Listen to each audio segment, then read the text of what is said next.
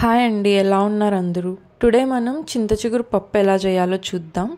ఈ చింతచిగురు పప్పు అనేది ఇంకా టేస్టీగా ఉండాలంటే దీంట్లోకి మనం ఇంకొక ఆకుకూర యాడ్ చేయాలండి. అదేంటనేది నేను చెప్తాను మీకు ఇంగ్రీడియంట్స్ వచ్చినప్పుడు.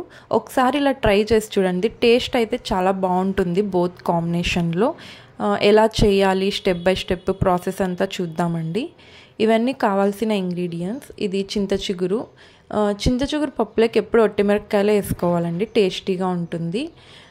ఇదే అండి ఇంకొక ఆకుకూర నేను అన్నాను కదా, ఇది అటక్ మామిడాకు అంటారు, గంజరాక్ అని కూడా అంటారు. ఎర్ర అటక్ మామిడాకు అయితే చాలా బాగుంటుంది. ఇంకా టొమాటోస్ దీంట్లోకి కొన్నే తీసుకోవాలండి. అలాగే చింతపండు అనేది మామూలుగా తీసుకునే దానికన్నా తక్కువ తీసుకోవాలి. ఇవన్నీ ఇంగ్రీడియంట్స్ అండి. ఇంకా కందిపప్పుని మనం మామూలుగా తీసుకుంటాం కదా, అన్నీ తీసుకోవాలి. ఇప్పుడు ఇంగ్రీడియంట్స్ అన్నిటిని మనం ఒక కుక్కర్లో వేసేసుకోవాలండి 1 by 1. టొమాటోస్ని ఇలా ఒక టొమాటోని 4 పీసెస్ చేసి వేసుకోవాలి, బాగా మెదుగుతాయి. ఒట్టిమిరపకాయలని కూడా కడిగేసి వేసేసుకోవాలండి.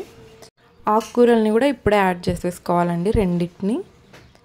ఇవన్నీ వేసుకున్నాక ఇందులోకి సరిపడా ఉప్పు వేసేసుకోవాలి. అలాగే ఇందులోకి కొంచెం పసుపు కూడా యాడ్ చేసేసుకోవాలండి. దీని తర్వాత మనకు పప్పు ఎలా కావాలని, లైక్ వాటరీగా కావాలా లేదంటే కొంచెం గట్టిగా కావాలా అన్న దాన్ని బట్టి ఇందులోకి వాటర్ కూడా యాడ్ చేసేసుకోవాలండి ఇప్పుడే.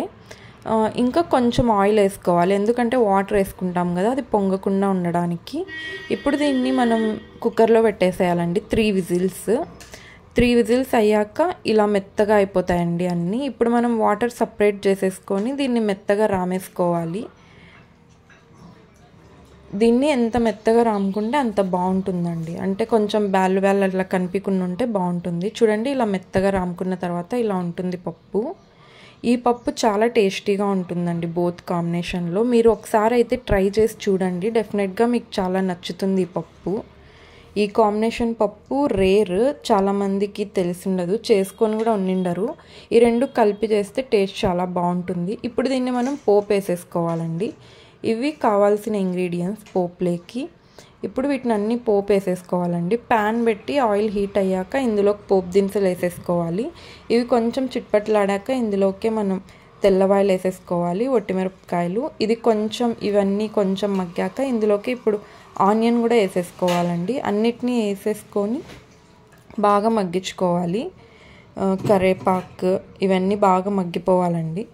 కలర్ అనేది చేంజ్ అవుతుంది, అప్పుడు మనం దీన్ని పప్పులోకి కలిపేసుకోవాలండి. ఇది పోపు అనేది బాగా వేగితేనే అండి టేస్టీగా ఉండేది. ఇది కలర్ అనేది చేంజ్ అవ్వగానే మనం పప్పులోకి కలిపేసుకోవాలి.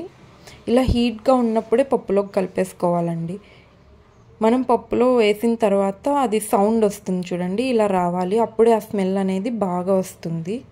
అంతే అండి, చింతచిగురు పప్పు రెడీ అయిపోయింది. మీరు ఒకసారి ఈ కాంబినేషన్లో ట్రై చేసి చూడండి, చాలా బాగుంటుంది. Thank you for watching. Please do subscribe.